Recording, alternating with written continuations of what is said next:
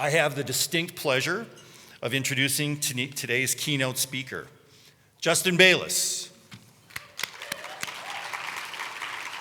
A true local hero with a captivating journey. A native of Arizona, Justin graduated with honors from Morehouse College and embarked on a remarkable career that took him to the Wall Street, to the heart of healthcare innovation. Justin's passion for improving patient care led him to the helm of Bayless Integrated Healthcare, where he brought primary care and behavioral health together under one roof. His leadership not only made Bayless one of the fastest growing private companies in the US, but also led to a strategic collaboration with the Fortune 500 giant Magellan Health. In 2022, Justin ventured into new territories with 10 figures, a firm dedicated to supporting BIPOC and women healthcare entrepreneurs, and also onto Journey Venture Studio, a nonprofit entity fostering healthcare startups by underrepresented founders. They like that one. Beyond his professional achievements, Justin's commitment to philanthropy and community services shines through in his efforts to support the Boys and Girls Clubs of the Valley, Elevate Med, and Morehouse College.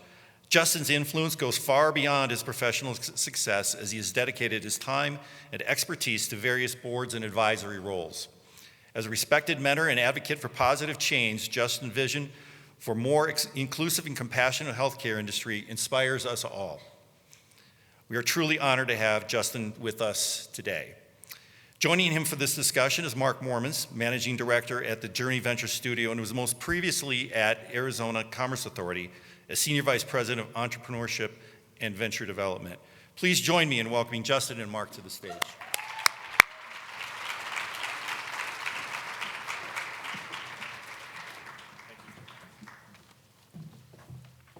Good afternoon.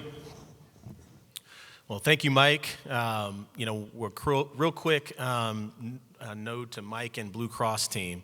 In 2017, Blue Cross Blue Shield recognized my company as a Spirit of Enterprise Award and has been a tremendous partner over the years in helping us expand our integrated health model. So he wasn't just preaching that, it's actually in practice. So I think it's a big nod to Mike and his team at Blue Cross Blue Shield, so thank you. Good afternoon. Again, my name is Justin Bayless. Excited to be here. I see a lot of familiar faces, so I'm sorry to bore some of you who I've been spending the last few months with, telling the same story. But either way, I'm excited to be here in front of so many entrepreneurs, leaders in the community. Excited about the world that we're in today, albeit some of the wars. I still think we have a tremendous opportunity, specifically in healthcare, with the cusp of AI influencing everything that we do, as well as just societal changes. And so to look at a room filled with diversity as we see here in Tucson today is pretty awesome. Quick history and background. I'm actually from Phoenix. My father moved to Flagstaff, Arizona in the 1960s, but we've been in this community for a long time. So just real quickly, by show of hands, how many folks in here are Wildcat fans? Okay, so you've probably seen my last name at McHale Center hung up on the wall in there from my younger brother who got his jersey retired at McHale Center. And so I'm not a Wildcat, but at the end of the day, this is a really special place for my family for that, but also it's actually where I started my entrepreneurial journey, believe it or not. So as Mike said, I started off, graduated high school in Phoenix, went to school in Atlanta, graduated, went to New York City, and used to catch myself flying out of JFK into Tucson on a JetBlue flight and going to McHale Center for a Saturday game to watch my brother play. And then I would get in the car with my father in his 1993 Lexus and drive through the I-10, and that's when he started to put this thing in my ear around mental health changing healthcare and the lack of sophistication and the opportunity to provide a scalable solution, and I thought he was absolutely out of his own mind. As he had a cigarette hanging out of his mouth with the windows down and killing me with that at the same time. What he did do, which I thought was pretty insightful, is that he said, you know, you call yourself this Wall Street businessman, you're working for Morgan Stanley, this investment bank, and what type of businessman would you be if you didn't pay attention to a business that had your name on the sign, and the bigger it got, the more people you could help? And that got my attention. And I said, okay, well, help me understand, how do you scale a community mental health clinic with 6 employees in 2007? And he said, that's what you're going to figure out. And so I actually came back to Phoenix and spent a few days with my father, and the long and short of it is he convinced me that there was this opportunity. And I resigned actually in the spring of 2008 from New York. Many of my friends and colleagues thought it was a joke for me to actually leave the position I was in to come back to Arizona, but the rest is history. The first thing we did was really try to focus on administrative sophistication, because he at the time had only a Quicken account with income and expense, and at the end of every month, if it was red, he was pissed off, and if it was green, he was happy. And I said, well, that's no way to run a business. And yesterday, I think Joseph did a keynote and talked about how important it is for entrepreneurs to know their cash flow. I can say there was no cash flow analysis at that time. So we actually spent quite a bit of time, and I don't want to get into too many details on the company, but we grew and quickly became head of market in telemedicine as well. And so if you think about in 2009, to go say you were going to see your doctor on a telemedicine device, that was pretty taboo at that time. And so we quickly scaled our company. We were on the Inc. 5000 list 3 years in a row, and finally got to a point where we said we needed to do a strategic transaction to help our growth. And in COVID, we decided to hire again Morgan Stanley, full circle, similar to me standing here in Tucson today. And they took us to market, and ultimately we did a transaction at that time.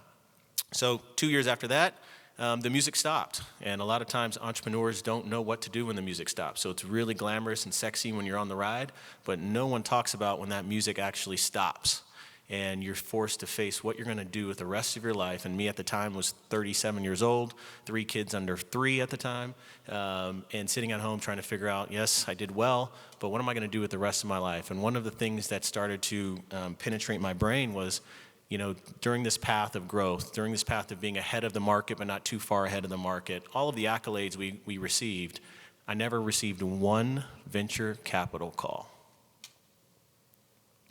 Think about that. In Arizona, right? All the things I just said, mental health, telemedicine, all the things we were ahead of, and we were growing at 40%, year-over-year growth rate, never received one venture capital call. And that bothered me. I wanted to understand why that happened. Why was I never able to receive financial support to grow the business, other than an SBA loan that almost took us bankrupt? Why did I never receive any type of financial support? So started doing some soul searching on that and some research. Met Mark, and we sat down, and again, we basically saw this gap in the market that existed, and we'll go through some of these statistics, but it is something that continues to plague our economy, continues to plague, the startup and innovation ecosystem. And so what we're here to present briefly and talk about is our solution to that, and it's called The Journey. So first and foremost, men lie, women lie, numbers don't. So one of my favorite sayings, that's Jay-Z, by the way. Less than 2% of all venture capital goes to minority and women founders, which is astonishing considering that talent is equally distributed, but opportunity is not. And so that kind of set the stage for what we're trying to right-size in venture capital, which I'll let Mark talk a little about here in a minute. And who we are, what is our solution? So our mission, what makes us very different, we're a 501c3 non-for-profit studio, which is really to close the racial and gender opportunity gap by empowering diverse founders to pursue entrepreneurship while providing resources and support to increase their odds of success. I say this all the time. Everyone in this room has heard of Mark Zuckerberg, right? Gotta wake you guys up. Everybody's heard of Mark Zuckerberg. Mark Zuckerberg dropped out of Harvard. Why? Yes, and he could. Why? He had a great idea, but he also had a father who was a big corporate attorney, so that if he failed, he wasn't going to not be able to eat. That's the difference, right? And there's so many first-generation college graduates saddled with debt. They have the first-time experience for them to actually go outside of their home, and several generations had sacrificed to give them that opportunity that did not exist. So what we're trying to do with the journey is really try to give people who wouldn't have the chance to swing for the fences but are talented. We're not a charity, we're a nonprofit. We're giving them the opportunity to swing for the fences over an 8-month program. And so we source, and several of our founders in our first cohort today are here, and I'm sure that you guys will enjoy speaking with them and hearing their stories. But these are talented people who need opportunity with their unbelievable ideas in healthcare to right-size healthcare disparities. And so we source founders from across the country. Mark's actually in a second cohort right now, sourcing founders. And our initial focus areas are 6 key areas in healthcare. Obviously, mental health is a core focus because of our background. Sports medicine, we'll talk about our board members in a second. You'll understand why that's important. Women's health, I think with all the things going on right now with, in the world that exist around that is a super important time and something that we're focused on. Aging and elder care, obviously with the baby boomers. Chronic disease management, we have healthcare costs that continue to rise. And then packaging and supply chain, how do we deliver things in a more eco-friendly and environmentally focused way? So the program, very quickly. I've already spoke about this, right? We're trying to right-size the obstacles that present people from being able to, go for their dreams. 8 months. And the program allows $110,000 of support, which includes housing, which includes automobile, which includes salary with health benefits, as well as a venture building budget and a ton of resources and networking and mentorship around this program for folks to ideate and then be able to present to a syndicate of investors, which some of you in this room I'd love to speak with, the opportunity to pitch their pre-seed round at the end of the program. So April 25th, many folks in this ecosystem will receive invitations to come and actually see the pitches from our 3 founders that are here today. So one of the other really unique parts of this program, so let's say, founders are going through this 8 months. They also receive weekly culturally competent leadership development and mental health performance coaching. I can't say how many times I was ready to lose my mind during my journey and how many times I was self-sabotaging myself because I didn't have anywhere to go. So what we're trying to do is ultimately give people the understanding and the path of how they can become successful. And then our board. Some of you may recognize Heidi Jananga on our board, Andy Lombard, who will be here this afternoon, I believe, in judging, and then Jason Wood, who is the managing director of Morgan Stanley's venture fund out of New York City.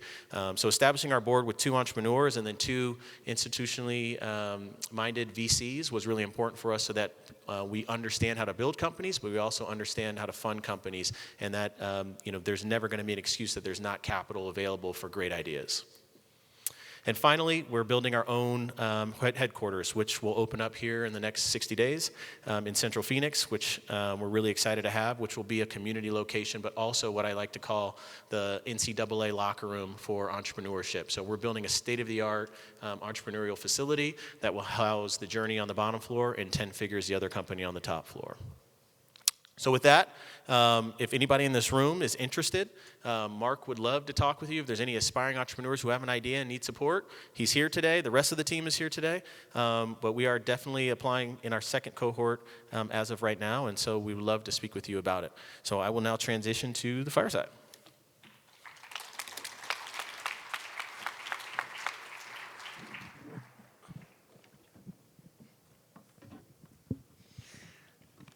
Thank you, Justin, for sharing the details around our studio and your history. Something that I'm still trying to figure out, having worked with you for over a year now, is why are you doing all of this?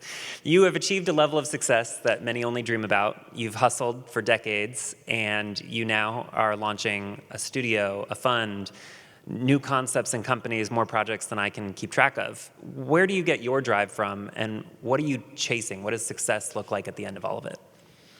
Yeah, well, one, when you meet people like yourself, I think it inspires me to keep going. But inherently, I think I was raised in a way that believed that if you meet a certain expectation or other people help you get to a certain point, it's your job to bring it full circle and give back. My mother was a big influence on my life on that, and she's really big into karma. And so I was raised that at any level of success, and as we were kids and even in high school, we were taught that community service and giving back was the ultimate gratification of success. So why am I doing a lot of this? Why am I giving back time and putting more effort into this? Because I think there's so much that we still can accomplish based on those statistics that are presented today. And then, when you meet folks who are looking for assistance and have the ability, if it's not me, then who? And so that's what really drives me. When you talk about your dad driving on the 10, some of the lessons your mom imparted on you, it's clear that mentorship is really important to you. It's a key tenet in our program. You've served as a mentor to me, to our founders at The Journey. Who are some of the other mentors that have really shaped your trajectory, and what were some of the key lessons that you got from working with them? Yeah, so I think at different stages I've had really influential mentors. So I would say in college I had a professor of accounting who actually convinced me that accounting is a language of business and that it would be really valuable for me long term to become an accountant. I never wanted to be a CPA. His name was Dr. Emmanuel Nufade. I still believe he was probably one of the first black men outside of my family to really believe in me and give me an opportunity. And so he was probably the first one. And obviously Carla Harris at Morgan Stanley, she was the vice chairman of Morgan Stanley. She's been influential in my life from day one. She was my first boss out of college. She's very influential and has had a tremendous impact on my life. I would say throughout the years at Bayless Integrated Healthcare, growing that business, I've had several mentors, but probably the most notable is my wife's uncle. His name's Craig Bowen. And he built a company called Gift Tree out of his garage. And ultimately, he gave me a playbook, which I still use to this day, which you're aware of, and helped me understand how important it is to become vertically integrated and efficient with your operating system. And so several of them across the years, but I think the most important part of the mentorship equation, and I hear this from entrepreneurs all the time who come to me and say, can you help me? That's not how you get a mentor. That's not how you establish a relationship. A relationship is two ways. And the first thing is understanding that person. So I say if you're looking for a mentor, it's not, I need help. It's, hey, I'd like to get to know you. Can I buy you a cup of coffee? Can we talk about, what makes you tick? What are you interested in? And that mentor ultimately is also searching to give back to someone. So it's two ways, but asking out the gate is not a way that you get a mentor. So some of my advice to any of the entrepreneurs in this room that are looking for mentors is don't start off by looking to gain something. Look to ultimately figure out how do you get to know someone and build a bridge and a relationship first. I think that's great advice, and it goes to one of your values around relationship building. I think another value that I've seen you exhibit a lot in everything that we do is justice. Mm-hmm. You're a values-driven leader. Here at 10 West, we talk about impact, we talk about social entrepreneurship. What advice do you have for entrepreneurs in the room that want to have that impact, that maybe are pursuing a path of justice, but are also trying to build a for-profit company? How do you become a business leader and a community leader and a social leader all at the same time?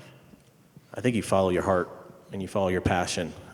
If there's something that ultimately you're extremely passionate about that impacts society, don't follow the dollars, right? When I started, and I'm sure Mike will talk about this too offline, mental health, there was not a lot of investment in mental health in 2008. It wasn't mainstream, people weren't talking about it. The systems didn't finance mental health as they do today. So I think ultimately finding what you're passionate about and what can help people will ultimately lead to potentially an opportunity to build a business around it, if that's what you're looking for. Otherwise, I think giving back to any type of community organization that you believe has a impact on your passion is something that I implore everyone to do. I want to switch and talk about our great state of Arizona. Okay. You made the choice to leave Wall Street. You left New York, you came back here, you've stayed here, you're building new businesses here. Where do you think our competitive advantage lies as we continue to grow as a tech ecosystem?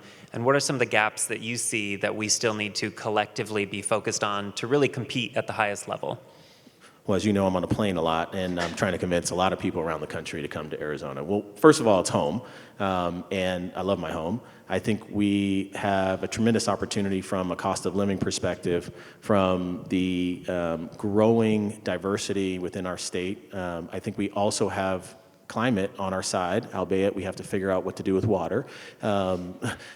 Ultimately, I think most people don't understand the ability of Arizona to compete nationally. And I think it's starting to become more mainstream. Every time I go to New York City and tell New Yorkers that, I try to bring them here. Once they do get here, they see it and realize it. I think our biggest issue is still the education system. I think we have a opportunity from a business-friendly climate to attract more companies to come here, but we really have to figure out a solution to the school system, and specifically the public school system. If you're going to move companies from some of these states that are struggling, and I hate to name them, but California, Washington, Illinois, we have to have a public school system that is able to attract families to build and grow here, and not try to figure out a way to use, vouchers to ultimately get out of that school system. So I'm a big proponent that both sides of the aisle need to figure out how to make the public school system work and become much better, and incentivize teachers as well. Uh-oh. I think another competitive advantage we have as a state, and I know it to be true, is we bill ourselves as one of the most generous tech ecosystems. People will meet with you, have coffee with you, impart wisdom on you, support you. But when working with founders from diverse backgrounds, women and minority entrepreneurs, I know that networking can sometimes feel harder, whether it's not intuitive, it's uncomfortable, it doesn't come naturally, they don't have that network, or they weren't raised in cultures or communities that valued networking. What importance do you put on that ability to gain access, build relationships, and what advice do you have for women and underrepresented founders that maybe have a difficulty in that area? I mean, can I do my Allen Iverson here? Practice. I mean, we're talking about practice, and seriously, I think if you come from a community that is homogeneous, it is really important for you to extend yourself into communities that you're not comfortable in, and literally make yourself feel uncomfortable. The art of transformation and change and growth happens from being uncomfortable. And so I really push founders from underrepresented communities who haven't had exposure to try to get as much exposure as possible, which is hard at first, but the more practice, the easier it becomes. Relationships are everything. I mean, I led this off by talking about Blue Cross and the years of their support. I think without having those relationships, it's really hard for you to have a level of success and scale if you don't have people in your corner. And so it's really, I think, something that you have to, even if you're an introvert, and believe it or not, I'm an ambivert, I don't really like to be extroverted. I like to recharge my energy by being by myself and watching a movie or reading. And so ultimately, I have to push myself over the years. I started off as an accounting major in a finance, doing financial analysis. No one taught me how to be a CEO, get up on the stage and do this. It only came from practice. And so I think ultimately, that's the difference. You have to push yourself. Well, so I want to wrap up with some maybe trends that you're seeing. Not only are you an entrepreneur, you're now an investor, you serve on investment committees, you are always researching and reading. What trends are you seeing on the investor side of the house? Hey, this is how capital is getting deployed, this is what I'm hearing in those meetings. And what trends are you seeing on the founder side of the types of companies that are getting pitched, the common errors that you're seeing people making, or trends that you wish more people would know about and kind of jump on board with? We don't have enough time for all of this, but I think the one thing I would say is that the days of raising money in a low interest environment are over. So I still see so many founders hanging on to this 2021, well, let's call it 2013 to 2021 time period where, things were being financed at these kind of ridiculous amounts. And now I'm preaching to our founders and any other founders that I work with that you've got to get to EBITDA and have positive cash flow as quickly as possible and have as much cash to last as long as humanly possible, because this market environment is very different. And unfortunately, a lot of younger entrepreneurs weren't here for 2008. Like when I got into the business in 2008, there was no capital. Like there was nowhere to go. And so this kind of low interest rate environment that occurred has given people this false pretense that they can continue to raise money on these ideas that ultimately don't produce any returns. And I think you'll start to see, and we've already seen it in Series C, Series B, and even Series A, and it's coming to seed and pre-seed now. Investors are starting to think very differently about their returns and how fast companies can cash flow and how much time do they have within their burn rate. And so if there's any advice I could give to entrepreneurs in this room is you need to really be able to produce a return and much more quickly than you did 16, 18, 24 months ago. And lastly, from an investor hat, and then we're going to have time for any audience questions, I'll give you a chance to share a little bit about 10 Figures and your investment thesis if there's entrepreneurs in the room who might be seeking funding. Sure. So the 10 figures is really focused on early stage healthcare companies, 1 million to 10 million in revenue. Similar thesis around the journey in terms of spaces that we're looking at. But we're ultimately trying to find companies that are able to disrupt healthcare, but also help society. It's really simple. They have to be cash flow positive. They have to have a growth plan. They have to be thinking not around what I like to call lifestyle business, but building an enterprise. So we're looking for founders that are thinking outside the box in those specific areas of healthcare. All right, I have one more. I lied.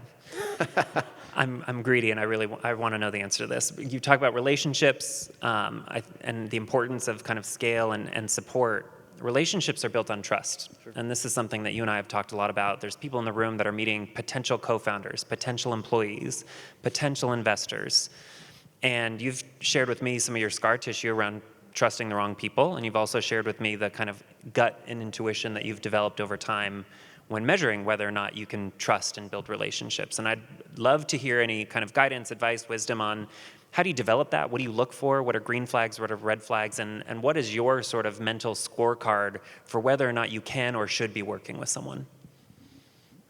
I think, again, going back to my Allen Iverson in practice, I think it's really important to take as many reps as possible. And I think one of the things as an entrepreneur, especially in the early stage, you're moving so fast and you have a hard time slowing down and listening. I think early on, I was so I was ready to basically attack anything possible to grow the business instead of slowing down and listening to what people were saying to me. And so for me, I think if I were a young entrepreneur, again, starting off, I would make it a point to really listen to what people are saying and understanding it and asking probing questions. I think that helps you get a better gut instinct instead of just rushing, because a lot of the times you're just scrapping to survive. And it's a really difficult time in your career and in the journey, but the faster you can slow down and listen to what people are saying, the better I think your intuition can kick in and you can know whether or not you're in a situation to trust somebody. Thank you very much for all of the wisdom, both in this session and getting to work with you on the day-to-day.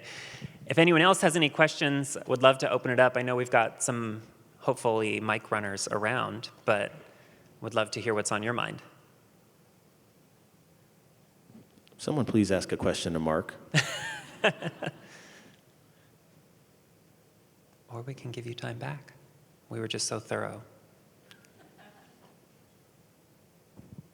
Going once? Okay. All right, I got one more. Oh, we got one. Oh, we got one.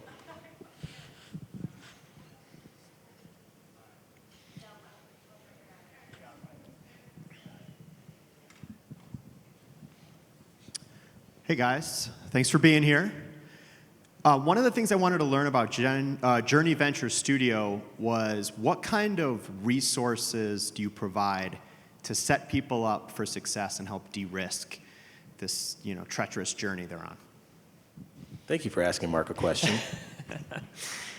Sure. So our resources fall into sort of three different buckets, and I'll attack them one at a time. So one is financial resources.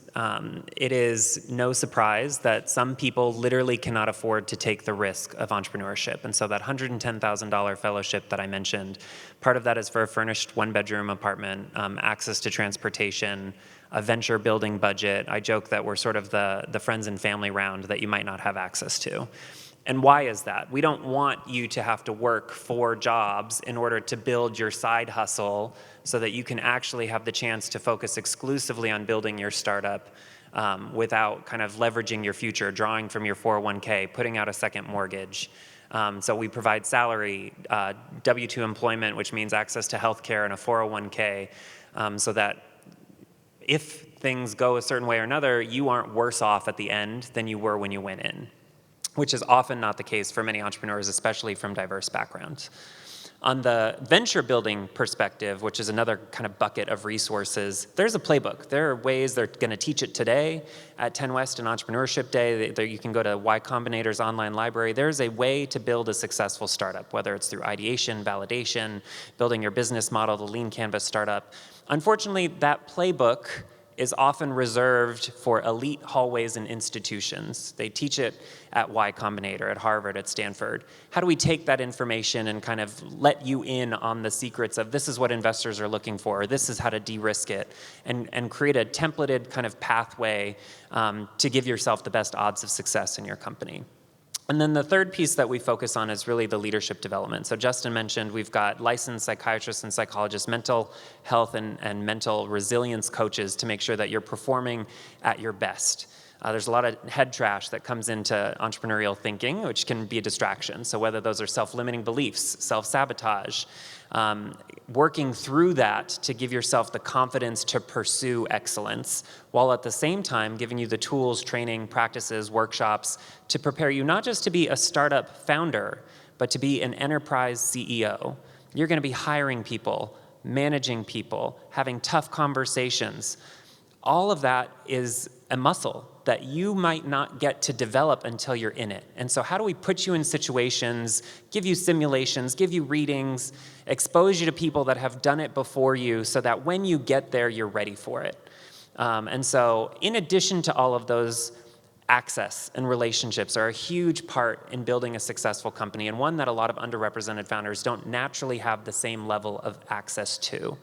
So we've brought in speakers that the former head of Medicaid for United Healthcare Insurance, the head of Banner's Medicaid program. We're working with hospital systems across the state, working with the Behavioral Regional Health Authority up in Flagstaff. NARBA is a partner of ours, to get on the ground information, guidance, support, whether it's, hey, I want to better understand the problems that you're dealing with. I want access to this clinical practitioner's mindset so that you can more easily navigate those conversations, those institutions, in a way that if you were on your own setting out, how would you ever get into a hospital system to talk to a doctor?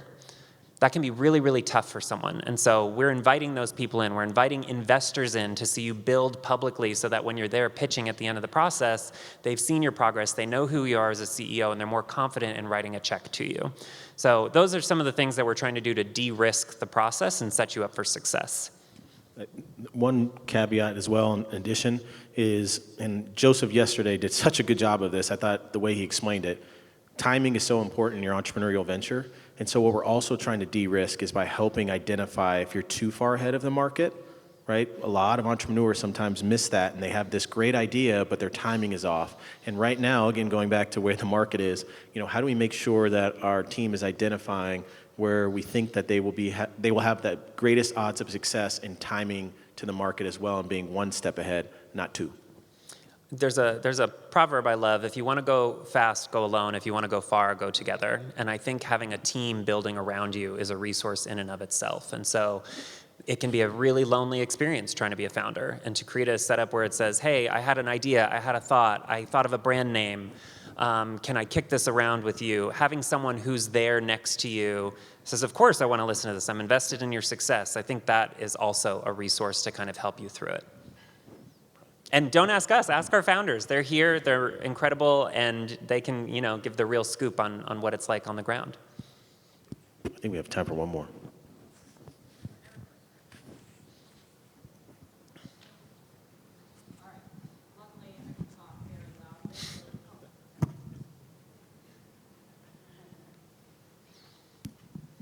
First off, thank you both for being here, and many things that you've said really resonated with me. So my question I have is around the investment into the medical kind of field. And what I've seen around some of these areas is that it can get difficult to invest in these areas because there's more barriers, and then getting to revenue for some of these companies is difficult because of whether it's regulations or it takes longer to kind of build. So my question is, how are you helping navigate some of these regulatory or kind of barriers that we're seeing in the med tech kind of sector? So thank you for the question, and also I'll just kind of call out, that's the ACA table over there. They're amazing. A lot of the inspiration programs, entrepreneurial support that we're providing was sort of inspired by the work that they kicked off. And so one, within our thesis, within the healthcare vertical that we focus on, we avoid FDA in general. That can be a 3 to 7 year process in and of itself. As a venture studio, we want to be capital efficient, quick to market. Within that, I think we're looking at how to find third-party validation in different ways. So revenue is always going to be the best form of third-party validation. Someone paid you for what you have to offer. That can take some time. You need to build a product. It can be expensive to get there. But maybe an LOI can be a little faster. Maybe a pilot can be a little faster. Maybe bringing someone into the development process to say, actually, we're trying to figure out that same problem. We want to be at all your design sessions so that we can give our input, and then when it's ready, we'll be the first people to use it. And so trying to connect them with the people who are experiencing those same issues, building those relationships, reaching out into the community to say, hey, hospital system, this seems like something you have an issue with. Meet this entrepreneur who's trying to solve that same problem. Then the other piece, and something that we're really excited about, is the funding on the other end. And so we are trying to build, we're in the process of building a syndicate of investment partners who understand our mission, our vertical, the stage of company that'll be spinning out, and it's my job to make sure that those people are in the room on graduation day.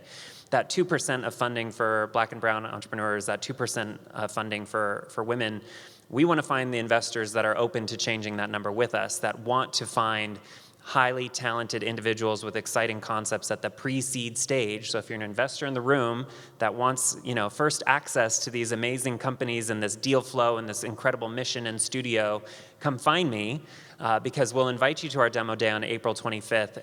And the beauty is, if we seed the room with enough people who've got their checkbooks ready, and we prepare our founders and the companies coming out of the studio to pitch and convince those investors, then it's a question of writing checks. Are there enough people in the room who are interested to write a check to get to a certain number of funding, which will spin out incorporation? And so this isn't a judgment of value-based of we think you're ready, we think you're not. It's get investors in the room who want to write a check and convince them. And if you do, you'll be on your way. Thank you for your time. Thank you, guys.